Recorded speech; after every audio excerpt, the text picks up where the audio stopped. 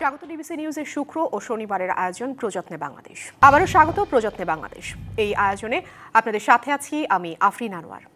শুধু কথা বা আলোচনার মাধ্যমে সংস্কারের মতো বিশাল কাজ সম্ভব নয়, দরকার মানসিকতার পরিবর্তন। কথা বলেছেন বিএনপির মহাসচিব মির্জা ফখরুল ইসলাম আলমগীর।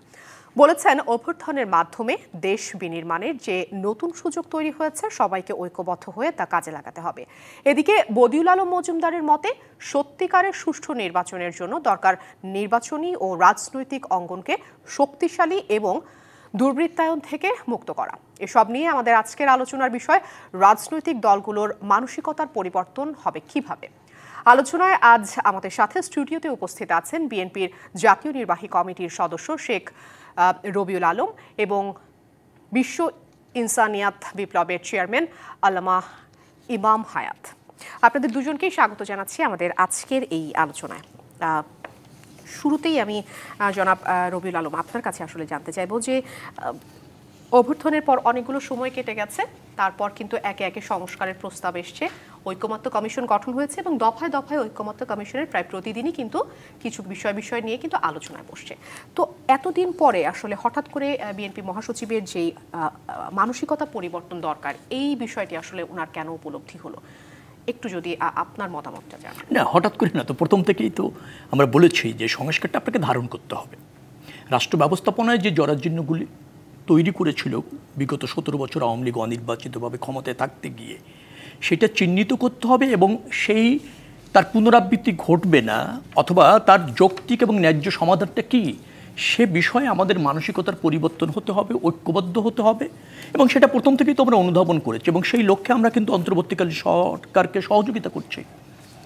এখন সংস্কার তো বিভিন্ন দলের, বিভিন্ন গোষ্ঠীর, বিভিন্ন মানুষের ভিন্ন মতামত রয়েছে। এমনকি অন্তর্বর্তীকালীন সরকারের যে সংস্কার বিষয়ক কমিশন যেটা করেছে আর কি, তারাও তাদের চিন্তা ভাবনাগুলিকে প্রশ্ন আকারে রাজনৈতিক দলগুলির মতামত নেবার জন্য উপস্থাপন করছে। রাজনৈতিক দলগুলি মতামত দিচ্ছে। আমরা বৃহত্তর রাজনৈতিক দল, সবচেয়ে জনপ্রিয় রাজনৈতিক দল।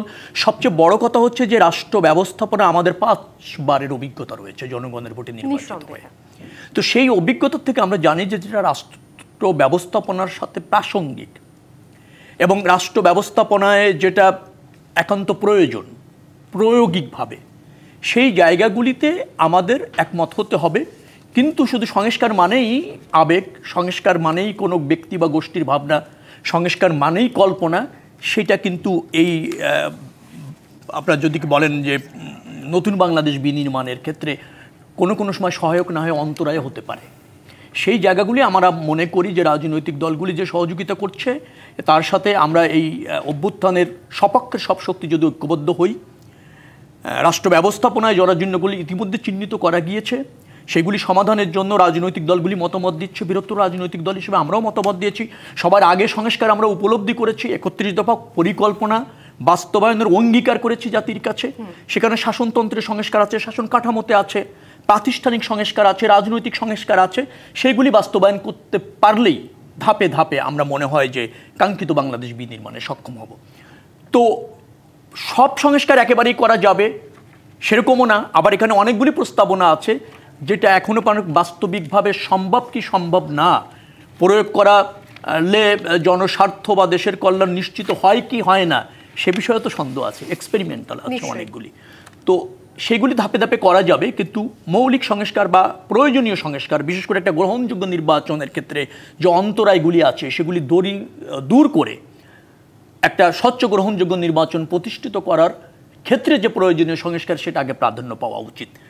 ঐক্যমতের ভিত্তিতে অনেকগুলি সংস্কার হবে। ইতিমধ্যে আপনার ঐক্যমত কমিশন বলেছে যেগুলিতে সব রাজনৈতিক দল একমত হবে, সেগুলি আমরা সংস্কার হিসেবে করতে পারি, অর্ডিন্যান্স জারি করে করতে পারি।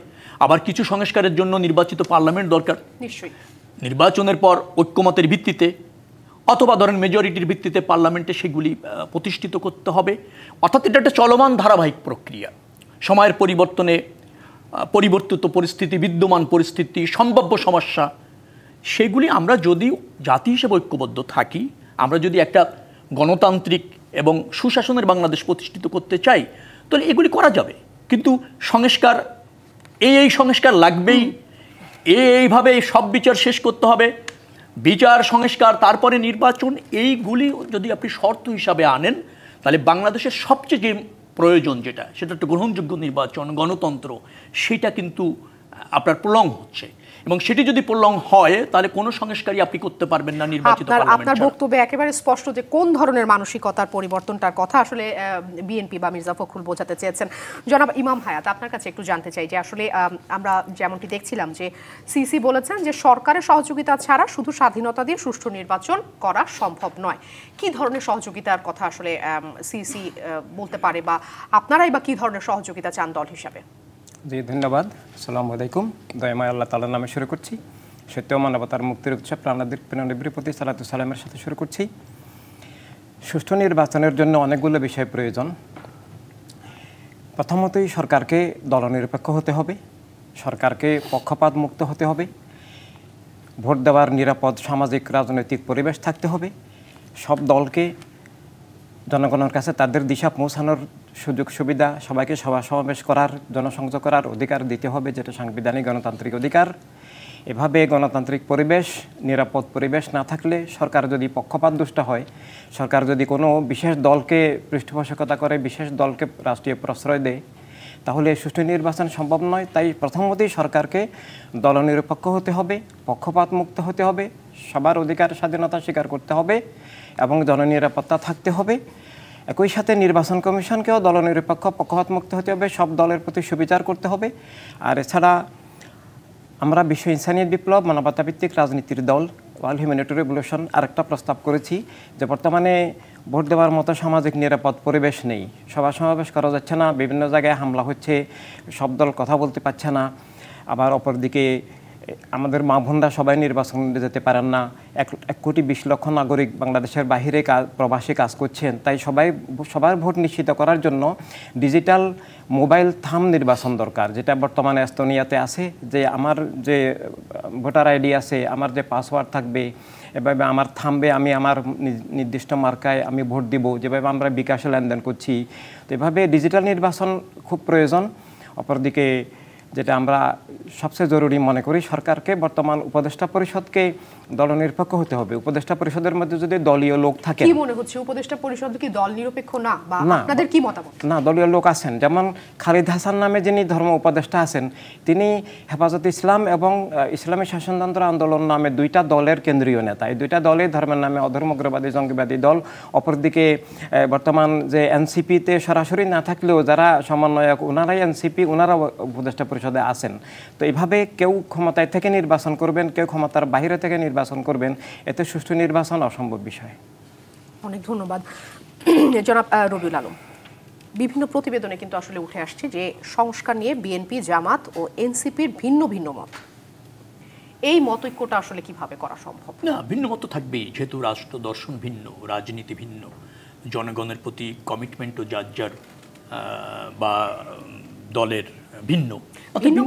ভিন্নমত অবশ্যই থাকবে, কিন্তু সেটা যখন আসলে মোটা দাগে ভিন্নমত হয়ে যায়, কিন্তু কেউ ছাড় দিতে না চায় না। যেমন কিছু বিষয় কিন্তু আপনি এর আগের প্রশ্নে বলেছেন যে এই বিষয়গুলোতে একেবারে অনড় অবস্থা থাকলে তখন কিন্তু মানসিকতার পরিবর্তন হবে না। সেই মানসিকতার পরিবর্তনটা আসলে কিভাবে সম্ভব? মানসিকতার পরিবর্তন হলেই তো একটা ঐক্যে সবাই চলে আসতে পারে, তাই না? ঐক্য আপনি এভাবে পারবেন না, এভাবে রাজনৈতিক দলে ঐক্য হয় না। সবাই একমত হয়ে যাবে সব বিষয়, এরকম না। ভিন্ন চিন্তা থাকবে, এটাও গণতন্ত্রের সৌন্দর্য। সমস্যা হচ্ছে যে বিষয়গুলিতে আমরা একমত হয়েছি, এবং আমার জানা মতো অধিকাংশ বিষয় একমত হয়েছি, অধিকাংশ 90% বিষয় একমত হওয়া গিয়েছে, সেইগুলি সংস্কার হিসাবে অথবা জুলাই সনদ তার আঙ্গিকে সংস্কার, সেটা অর্ডিন্যান্সে জারি করে আপনাকে এই মুহূর্তে করা যাবে। যেসব বিষয় আমরা একমত হতে পারিনি, সেই সব বিষয়গুলি প্রত্যেকটি রাজনৈতিক দল সে যেহেতু নির্বাচনে যাবে, তার নির্বাচনী ইস্তেহারে সংযুক্ত করে জনগণের কাছে যাবে। জনগণ যদি তার ওই সংস্কার বা যে প্রস্তাবনা, যেটা সে ইস্তেহারে জনগণের জন্য ঘোষণা করেছে, তার প্রতি সমর্থন দিয়ে তাকে যদি নির্বাচিত করে, সে পার্লামেন্টে গিয়ে ওই সংস্কারগুলি অগ্রাধিকার ভিত্তিতে করবে। অন্যান্য রাজনৈতিক দলগুলি নিশ্চয়ই, যেহেতু সে নির্বাচিত হয়েছে, তার এই সংস্কারের প্রতি জনগণের সমর্থন আছে, অন্যান্য রাজনৈতিক দলগুলি সমর্থন দিয়ে ঐক্যমতের ভিত্তিতে পার্লামেন্ট হতে পারে। অথবা আপনি যে সংস্কারের বিষয়গুলিতে জনগণের কাছে কমিটমেন্ট করেছিলেন ইস্তেহারের মাধ্যমে, আপনি যেহেতু ব্রুট মেজরিটি পেয়েছেন, আপনি সংখ্যাগরিষ্ঠ রাজনৈতিক দল হিসেবে পার্লামেন্টে করতে পারেন। কিন্তু সব বিষয় সবাই একমত হবে, কিছু কিছু বিষয় একমত হওয়ার কোনো সুযোগ নেই, চিন্তার ভিন্নতা থাকবেই। কিন্তু সেটির কারণে নির্বাচন প্রলং করা যাবে না। মনে রাখা দরকার, এই মুহূর্তে আমাদের সবচেয়ে বড় প্রয়োজন হচ্ছে একটি নির্বাচিত পার্লামেন্ট। কারণ রাষ্ট্রের আইন বিভাগটা নাই। রাষ্ট্রের আইন বিভাগ অনুপস্থিত রেখে, যে আইন বিভাগেই আপনার সংস্কারগুলিকে বাস্তবায়ন করতে হবে, সেটা সাংবিধানিক সংস্কার বলেন এবং অন্যান্য সংস্কার বলেন, সেটাকে অনুপস্থিত রেখে সেখানে জনগণের অংশগ্রহণ নিশ্চিত না করে আপনি কোনোভাবেই সংস্কার বাস্তবায়ন করতে পারবেন না। যার ফলে আমরা বলছি যে আমরা অনেকগুলি বিষয় যেগুলি একমত হয়েছি সেই সংস্কারগুলি হলে চলবে। কারণ আমরা নির্বাচনকালীন একটা দল নিরপেক্ষ সরকার সবসময় থাকবে সে ব্যাপারে একমত হয়েছি। আমরা দ্বিকক্ষ বিশিষ্ট পার্লামেন্টের ব্যাপারে একমত হয়েছি। আমরা এক ব্যক্তি পরপর দুইবারে বেশি প্রধানমন্ত্রী হতে পারবে না সে বিষয়ে একমত হয়েছি। আমরা সাংবিধানিক প্রতিষ্ঠানগুলি তার নিয়োগ কিভাবে হবে, দল নিরপেক্ষভাবে, সরকার হস্তক্ষেপ থাকবে না, সে বিষয়গুলিতে একমত হয়েছি। অনেক প্রয়োজনীয় বিষয় কিন্তু আমরা একমত হয়েছি। অর্থাৎ এতটুকু সংস্কারও যদি করে আপনি শুরু করেন, সেটা অনেক বড় অর্জন। আমি আবারও বলছি আপনাকে যে সংস্কার হচ্ছে পরিবর্তিত পরিস্থিতি, সম্ভাব্য পরিস্থিতি বিবেচনা করে যুগে যুগে হয়েছে এবং যুগে যুগে হবে। এই সংস্কারের বিষয়ে আমি আবারও আরেকটা প্রশ্নে আসবো। তার আগে আমি একটু ইমাম হায়াত আপনার কাছে একটু জানতে চাইছি যে হঠাৎ করে দেখা গেছে যে প্রধান উপদেষ্টার নিরপেক্ষতা নিয়ে প্রশ্ন তুলেছে জামাত ইসলাম। এটা আসলে কেমন, কিভাবে আপনি দেখছেন, বা এইটা কেন? আসলে প্রত্যেক দল তার নিজস্ব দৃষ্টিকোণ থেকে দেখছে। তবে আমরা বিশ্ব ইনসানিয়ত বিপ্লব, ওয়ার্ল্ড হিউম্যানিটি রেভলিউশন, আমরা ওনাদের বহু আগেই তারা শপথ নেওয়ার পরেই আমরা প্রেস ক্লাবের সামনে সমাবেশ করে বলেছিলাম যে উপদেষ্টা পরিষদকে যদি গণতন্ত্র পুনরুজ্জীবন করতে হয়, গণতান্ত্রিক প্রক্রিয়ায় ফিরে যেতে হয়, তাহলে অবশ্যই দলনিরপেক্ষ হতে হবে, পক্ষপাত মুক্ত হতে হবে এবং কোনো বিশেষ দলকে প্রশ্রয় দেওয়া যাবে না, কোনো বিশেষ দলকে রাষ্ট্রীয় পৃষ্ঠপোষকতা দেওয়া যাবে না। সব দলকে নিয়ে সংলাপ করতে হবে, সব দলকে নিয়ে সিদ্ধান্ত আলোচনায় আসতে হবে এবং আমরা একটা মূল প্রস্তাব করেছিলাম যে রাজনীতির সংস্কার করতে হবে। কিন্তু আমরা শুরু থেকে দেখতে পাচ্ছি যে উপদেষ্টা পরিষদ, বর্তমান অন্তর্বর্তী সরকার আসলেই পক্ষপাত দুষ্ট হয়ে চলছেন। তারা বিশেষভাবে ধর্মের নামে অধর্ম উগ্রবাদী কিছু জঙ্গিবাদী দলকে বিশেষ প্রশ্রয় পৃষ্ঠপোষকতা দিয়ে যাচ্ছেন, তারা সব দলকে নিয়ে সংলাপ করছেন না। তো এটা আমরা ইনসানিয়ত বিপ্লব শুরু থেকে বলে আসছি যে বর্তমান উপদেষ্টা পরিষদ দলনিরপেক্ষ নন, তারা পক্ষপাত দুষ্ট আচরণ করছেন। তাদের মাধ্যমে সুষ্ঠু নির্বাচন এবং গণতন্ত্রের পুনর্জীবন খুবই দুরূহ কঠিন বিষয়, সেটা এখন অন্যান্য দলও বুঝতে পেরে আমাদের প্রতিধ্বনি করছেন। কি মনে হচ্ছে আসলে কাদের সাথে পক্ষপাত দুষ্ট আচরণটা আসলে প্রধান উপদেষ্টা বা অন্তর্বর্তী সরকার করছেন? এটা কোন দল আসলে প্রিভিলেজ বেশি পাচ্ছে, কে কম পাচ্ছে, এই ধরনের কোনো ধারণা নিশ্চয়ই আপনার কাছে আছে? বরং যারা এখন পক্ষপাতের অভিযোগ করছেন তাদেরকেও বিশেষভাবে তারা পক্ষপাতমূলক আচরণ করেছেন। কোনো দলের বিরুদ্ধে আপনার সুনির্দিষ্ট কোনো ধরনের অভিযোগ আছে কিনা যে এই দলকে বেশি ছাড় দিয়ে চলা হচ্ছে? আমরা সরাসরি দলের নাম নিতে চাচ্ছি না, কিন্তু সবাই জানে বর্তমানে ডিসিএসপি নিয়োগ এবং সচিবালয়ে যে প্রশাসনের নিয়োগ, এমনকি ওসি পর্যন্ত বিভিন্ন জায়গায় দুইটা দলকে বিশেষভাবে প্রশ্রয় দেওয়া হচ্ছে, দুইটা দল বিশেষ প্রশ্রয় পাচ্ছে এবং বিশেষভাবে ধর্মের নামে যে জঙ্গিবাদী দলগুলো, যেগুলো ধর্ম ধ্বংসাত্মক এবং যারা গণতন্ত্রও স্বীকার করে না, এসব দলের লোকদেরকে নিয়ে তারা এমনভাবে সংলাপ করছেন যাদের কোনো নিবন্ধনও নাই, এমনকি নিষিদ্ধ দল যাদের নিবন্ধনও নাই, এদেরকে নিয়ে সংলাপ করছেন, তাদেরকে প্রশ্রয় দিচ্ছেন। আমরা নিবন্ধিত গণতন্ত্রের জন্য দীর্ঘ সংগ্রামের ফিল্ডে যেসব দল আছি তাদের অনেককেই তারা সংলাপে ইনভাইট করেন নাই। তো এইভাবে তারা পক্ষপাতদুষ্ট আচরণ করেছেন, তারা বিশেষ কিছু দলকে প্রশ্রয় দিচ্ছেন, সেটা একেবারেই সারা দুনিয়ার সামনেই সুস্পষ্ট। অসংখ্য ধন্যবাদ। সময় হয়েছে ছোট্ট একটি বিরতির। প্রযত্নে বাংলাদেশ অনুষ্ঠানে নিচ্ছে একটি বিরতি, ফিরছে একটু পর। আবারও স্বাগত প্রযত্নে বাংলাদেশ অনুষ্ঠানে। আমাদের আজকের আলোচনার বিষয় রাজনৈতিক দলগুলোর মানসিকতার পরিবর্তন কিভাবে হবে। এই প্রশ্নে যাবার আগে আমি একটু আপনাদেরকে জানিয়ে রাখতে চাই যে একদিকে সংস্কার এবং এর বাস্তবায়ন নিয়ে বিভক্তি, অন্যদিকে সরকারের নিরপেক্ষতা নিয়ে প্রথমে বিএনপি এবং তারপর এখন জামাত সহ কয়েকটি দল যে সংশয় তুলেছে, এই রাজনৈতিক দলগুলোর আসলে মতৈক্যে এই প্রশ্নগুলো আসলে রাজনৈতিক দলগুলোর যে মতৈক্য কিভাবে হবে সেটি নিয়ে একটা প্রশ্ন উঠে এসেছে। তো নির্বাচনের আগে এই মতৈক্যই একটা বড় চ্যালেঞ্জ হিসেবে দেখছে আসলে সাধারণ মানুষ এবং বিশিষ্টজন। জনাব রবিউল আলম, এই জায়গা থেকে বারবারই বলা হচ্ছে যে সংস্কারের পরে বা যেই কয়টি প্রস্তাবে আসলে সবাই মতৈক্যে পৌঁছেছে সেগুলো একটা নির্বাচনের আগে জুলাই সনদ হিসেবে করে হয়তোবা নির্বাচনে যেতে পারে। যদি মতৈক্য না হয় সেক্ষেত্রে আসলে কোন দিকে যাবে রাজনৈতিক অবস্থা? না, মতৈক্য তো সব বিষয় হচ্ছে না। যেমন ধরুন রাষ্ট্রপতি নির্বাচন প্রক্রিয়া নিয়ে সর্বশেষ যে আলোচনা হয়েছে, কাছাকাছি চলে যাওয়া হয়েছে। এখন আমি আবারও আপনাকে বলি, যে বিষয়গুলি মতৈক্য হবে সেটাই সংস্কার হবে। আমি একটু যদি আরেকটু ভেঙে বলি যে এনসিপি যেরকম বলছে যে সবগুলো বিষয়ে মতৈক্যে পৌঁছতে হবে, তারপরে সেখানে বিচার বিভাগ এবং সংস্কার সহ অনেকগুলো বিষয় এনসিপি, আপনি যেমনটা বললেন যে সেই জায়গায় পৌঁছানোর পরে তারা জাতীয় নির্বাচন চায় এবং তার বাস্তবায়নের পরে, এবং যেমনটা জামাত ইসলাম বলেছে যে যেসব বিষয় ঐক্যমত হবে সেগুলো নিয়ে একটি গণভোটের মাধ্যমে সমাধান খুঁজতে হবে। এই বিষয়গুলোতে যদি আসলে সবাই একমত না যায় তখন আসলে কোন দিকে যাবে? না, কোন দিকে যাওয়ার কোনো কিছু, নির্বাচন কোনো কিছুর জন্য থেমে থাকবে না। অন্তর্বর্তীকালীন সরকার, মনে রাখবেন, একটা স্বল্প মেয়াদের সরকার, নির্দিষ্ট দায়িত্বের সরকার, তাকে নির্বাচন দিতে হবে। নির্বাচন অনুষ্ঠান করাটাই তার মূল দায়িত্ব।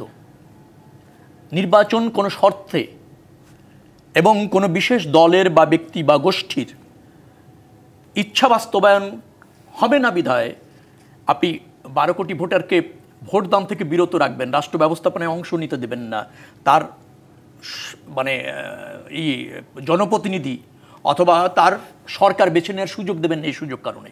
কিন্তু তার উপদেষ্টারা তো বলেছেন যে শুধু নির্বাচন করার জন্য তারা আসেন। এটাও মনে রাখতে হবে যে শুধু নির্বাচনটাই করার জন্য তাদের মূল দায়িত্ব, কিন্তু তারা অনির্বাচিতভাবে কোনোদিন ক্ষমতায় থাকার জন্য তাদের পাঠানো হয়নি ওখানে, তারা সে কাজের জন্য আসেন নাই। একটি অন্তর্বর্তীকালীন সরকার, তার নির্দিষ্ট মেয়াদ রয়েছে এবং সংক্ষিপ্ত মেয়াদ। আপনি যদি অন্তর্বর্তীকালীন সরকারের সংজ্ঞায় যান, পৃথিবীতে যেখানে হয়েছে 1 দিন থেকে 1 বছরের নিচে, আমরা প্রায় 2.25 বছরের কাছাকাছি চলে যাব যদি সম্ভাব্য ফেব্রুয়ারিতে নির্বাচন হয়। 2.25 বছর, তার মধ্যেও যদি আপনি সংস্কার করতে না পারেন তাহলে জনগণের ভোটাধিকার হরণ করে ক্ষমতা থাকার অধিকার কারো নাই। আর যে রাজনৈতিক দলগুলি জনগণের উপর আস্থা রাখে না তাদের রাজনীতি থাকবে না। যারা নির্বাচনকে ভয় পায় তারা রাজনৈতিক দল কিনা সন্দেহ রয়েছে। আমি আবারও বলছি, যারা বিশেষ কোনো সংস্কার ধারণ করেন অথবা লালন করেন তারা সেটাকে নির্বাচনে ইশতেহার হিসেবে নিয়ে জনগণের ম্যান্ডেট নিয়ে এসে পার্লামেন্টে প্রতিষ্ঠিত করতে হবে। এছাড়া কোনো ব্যক্তি বা গোষ্ঠীর ভাবনা, কোনো দলের ভাবনা প্রতিষ্ঠিত না হলে নির্বাচন হবে না। যারা এটা বলছেন তারা রাজনৈতিক দল না,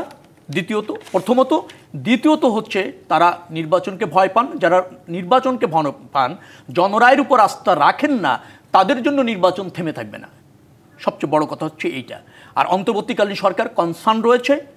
আমার বিশ্বাস হচ্ছে বাংলাদেশের একেবারে ফেব্রুয়ারির মধ্যেই বাংলাদেশের জনগণ অবাধ ভোটের ভিত্তিতে জনপ্রতিনিধি নির্বাচিত করবে এবং তাদের পছন্দের সরকার নির্বাচিত করবে। সেই পছন্দের সরকারই তাদের আকাঙ্ক্ষা, কল্যাণ এবং সমৃদ্ধি নিশ্চিত করবে। কোনো ব্যক্তি, গোষ্ঠী ইচ্ছা বা অনিচ্ছায় বাংলাদেশ চলবে না। নিশ্চয়ই।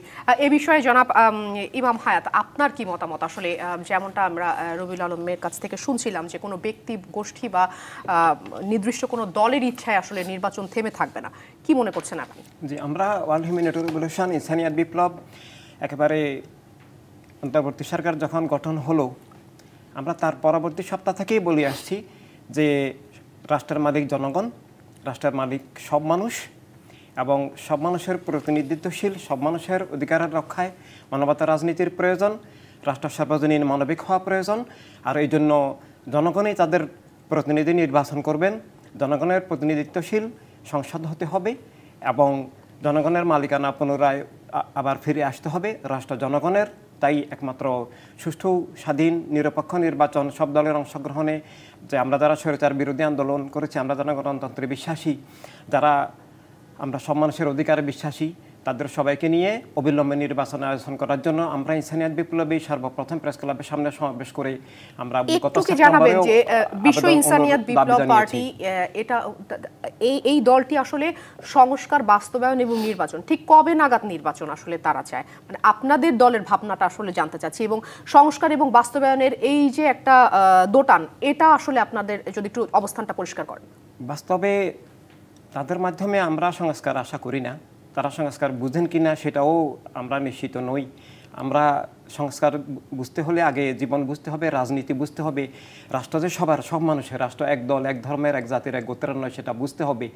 এভাবে আমরা বলেছি শুরু থেকেই যে অবিলম্বে নির্বাচন প্রয়োজন। আমরা প্রথমে বলেছি যে এই বছরের ভিতরেই, ডিসেম্বরের ভিতরেই, আমরা গত সেপ্টেম্বরেই আমরা সমাবেশ করে নির্বাচনের দাবি করেছিলাম যে অবিলম্বে মানে স্বাধীন, সুষ্ঠু, নিরপেক্ষ নির্বাচন দেওয়া হোক, জনগণের হাতে, জনগণের দেশকে ছেড়ে দেওয়া হোক, জনগণের প্রতিনিধিরাই সেটা জনগণের আশাকাঙ্ক্ষার মতামতের ভিত্তিতে, জনগণের ম্যান্ডেটের ভিত্তিতে গণতান্ত্রিক প্রক্রিয়াকে পুনরুজ্জীবিত করবেন, যে যার দল তার নীতি আদর্শ নিয়ে, তার সংস্কার নিয়ে জনগণের কাছে যাবে, জনগণই সেই ম্যানিফেস্টোর ভিত্তিতে, সেই ম্যান্ডেটের ভিত্তিতে জনরায় দিবেন।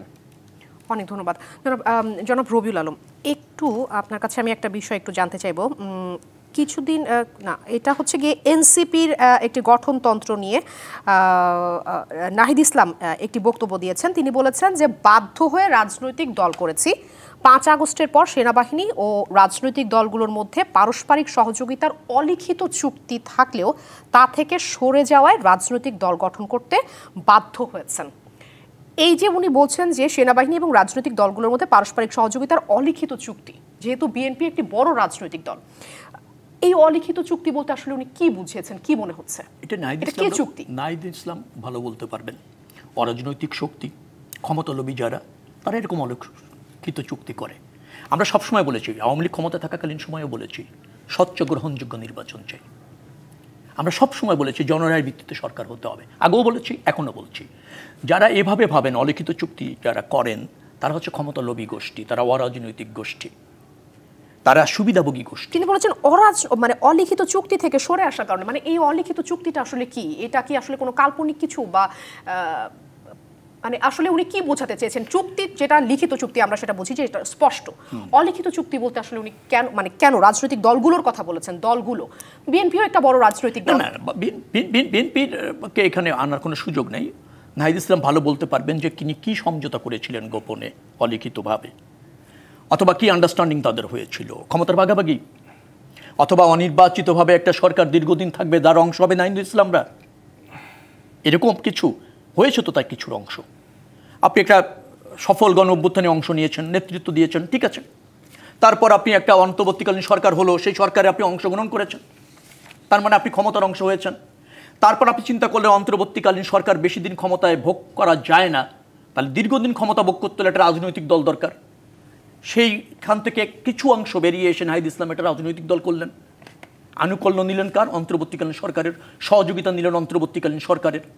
এখন রাজনৈতিক দল করার পর তিনি চিন্তা করছেন যে কোনো মূল্যে ক্ষমতায় কিভাবে অধিষ্ঠিত হওয়া যায়, প্রয়োজনে ভোটে, আর প্রয়োজন না হলে ভোট ছাড়া। যারা এভাবে ভাবেন তারা এই ক্ষমতা লোভী গোষ্ঠী, এবং এই ক্ষমতা লোভীর গোষ্ঠীর 17 বছর বাংলাদেশকে দখল করে রেখেছিল। জনরায় উপেক্ষা করে নতুন আরেকটা ক্ষমতালোভী গোষ্ঠী বিরাজনীতিকরণের নামে অথবা অরাজনৈতিক চরিত্র নিয়ে যে সমঝোতা করেছিল, যে স্বপ্ন দেখেছিল, তারই অংশ নাহিদ ইসলামের এই বক্তব্য। আমরা সবসময় আবারও বলছি যে রাষ্ট্রে একটি নির্বাচিত সরকার থাকা বাধ্যতামূলক, মনে রাখবেন। তবে বিশেষ পরিস্থিতি, ধরেন সামরিক অভ্যুত্থান, গণ অভ্যুত্থান, রাষ্ট্রের বিশেষ পরিস্থিতি বা বিপর্যয়ের কারণে কখনো কখনো অন্তর্বর্তীকালীন সরকার, অথবা ধরেন তত্ত্বাবধায়ক সরকার, অথবা সংকটকালীন সরকার পৃথিবীতে এসেছে। কিন্তু তার প্রথম এবং একমাত্র কাজই হচ্ছে একটা নির্বাচিত সরকার প্রতিষ্ঠিত করা। কারণ আমি বলেছি যে রাষ্ট্রে একটি নির্বাচিত সরকার থাকা বাধ্যতামূলক, নিঃসন্দেহে, তাই না? সেইটাকে প্রলং করে অনির্বাচিতভাবে ক্ষমতায় থাকতে চাওয়া, অথবা যারা অনির্বাচিতভাবে যে অন্তর্বর্তীকালীন সরকারটি ক্ষমতায় আছে সেখানে প্রভাব বিস্তার করে নিজের সুবিধা বা একটা গোষ্ঠীর সুবিধা অথবা একটা দল প্রতিষ্ঠিত করে সেই দলকে আবার নির্বাচনে উপযুক্ত করার সময় নিয়ে, জনসমর্থন কখন হবে জানি না, জনসমর্থন হওয়ার পর নির্বাচন হবে, এবং সেই নির্বাচনে যারা ক্ষমতায় যেতে চায়, যে এই প্রক্রিয়া যারা ধারণ করে, লালন করে এবং প্রতিষ্ঠিত করতে চায়, তারাই হচ্ছে জনগণের শত্রু, দেশের শত্রু, এবং ধরেন রাষ্ট্র স্বার্থ বিরোধী শক্তি। তাদের বিরুদ্ধে জাতীয় ঐক্যবদ্ধ বিদায় আজকে নাহিদ ইসলামদের অনেক এসব কথা শোনা যাচ্ছে। কারণ বাংলাদেশের মানুষ, আমি আবারও বলছি, ত্রুটি বিচ্যুতি আছে রাজনৈতিক দলগুলির, আমাদের অনেক অর্জনও আছে। অনেকে এখন বলেন 54 বছরে কিছু পায়নি। যারা বলেন 54 বছরে কিছু পাননি, কিছু হয়নি, তারা এই দেশটা ধারণ করেননি ওই স্বাধীনতার সময়, আর এখন এদেশে বসবাস করেন কিন্তু ওন করেন না রাষ্ট্রটা। এই যে যারা ক্ষমতা চান, রাজনৈতিক দল চান, আবার ধরেন সুবিধা চান, বাট জনকল্যাণ নিশ্চিত করতে চান না, জনগণের উপর আস্থা রাখতে চান না, ভোটের কথা শুনলে অনীহা, হ্যাঁ, তখন অনেক শর্ত। তারাই হচ্ছে এদেশের আপনার একেবারে দৃশ্যমান প্রতিষ্ঠিত অরাজনৈতিক শক্তি, সুবিধাভোগী শক্তি। আমরা এই বিষয়ে আবারও ফিরবো। সময় হচ্ছে ছোট্ট একটি বিরতির। প্রযত্নে বাংলাদেশ অনুষ্ঠান থেকে নিচ্ছি ছোট্ট একটি বিরতি, ফিরছি একটু পর। আবারও স্বাগত প্রযত্নে বাংলাদেশ অনুষ্ঠানে। আমাদের আজকের আলোচনার বিষয় রাজনৈতিক দলগুলোর মানসিকতার পরিবর্তন কিভাবে। আলোচনায় আজ আমাদের সাথে স্টুডিওতে আছেন শেখ রবিউল আলম এবং আল্লামা ইমাম হায়াত। বিরতিতে যাবার আগে সংস্কার বিষয়ে অনেকগুলো কথা হচ্ছিল, তো এবারে আসলে জনাব ইমাম হায়াত, আপনার কাছে একটু জানতে চাইছি যে বিভিন্নভাবে কিন্তু আসলে রাজনৈতিক যে দলগুলো আছে, নিবন্ধিত রাজনৈতিক দল বা অনিবন্ধিত রাজনৈতিক দল, তারা কিন্তু বিভিন্নভাবে জোটবদ্ধ হয়ে বা কেউ একাই নির্বাচনের একটা পরিকল্পনা করছেন। বিশ্ব ইনসানিয়াত বিপ্লব কি ভাবছে? তারা কি আসলে কোনো দলের সাথে জোটে যাবে নাকি নিজেরাই পথ চলবে? ধন্যবাদ। ইনসানিয়াত বিপ্লবের রাজনীতি আর চলমান রাজনীতি বিপরীত রাজনীতি। বর্তমান দুনিয়ায় তিনটা রাজনীতি আছে, একটা ধর্মের নামে রাজনীতি, একটা জাতীয়তাবাদী রাজনীতি, আর একটা সমাজতান্ত্রিক রাজনীতি। এই তিনটা রাজনীতি এখন বিশ্ব জীবন জগৎ সব কিছুকে নিয়ন্ত্রণ করে। আর এই তিনটা রাজনীতি হচ্ছে একক গোষ্ঠীবাদী রাজনীতি। তারা একক গোষ্ঠীর প্রতিনিধিত্ব করে, তারা রাষ্ট্রসভার, জীবন সভার, সম্পদ সভার এটা স্বীকার করে না।